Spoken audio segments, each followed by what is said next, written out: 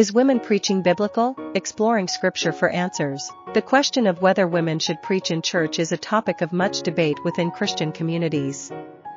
To understand this issue, it's important to examine the relevant biblical texts and the broader context of scriptural teachings. 1. The role of women in the early church. One of the key passages often cited in this discussion is 1 Timothy 2 verses 11 to 12, where the Apostle Paul writes, "A woman should learn in quietness and full submission. I do not permit a woman to teach or to assume authority over a man, she must be quiet." This passage suggests a clear restriction on women teaching or holding authority over men within the church. Paul's instruction here is seen by many as establishing an order within the church that reflects broader principles found in Scripture. 2. Creation order and authority.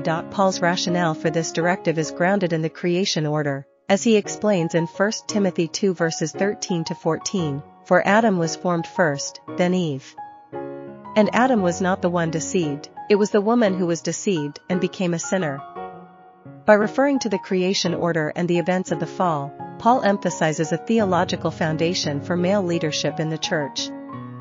This argument suggests that the roles within the church are not arbitrary, but are rooted in God's design from the beginning. 3. Consistency in Paul's teachings. In 1 Corinthians 14 verses 34 to 35, Paul reiterates a similar point: women should remain silent in the churches. They are not allowed to speak, but must be in submission, as the law says. If they want to inquire about something, they should ask their own husbands at home, for it is disgraceful for a woman to speak in the church.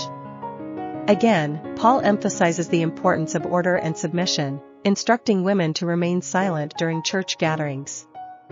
This consistency in Paul's letters indicates that he upheld a specific structure for worship and teaching within the church.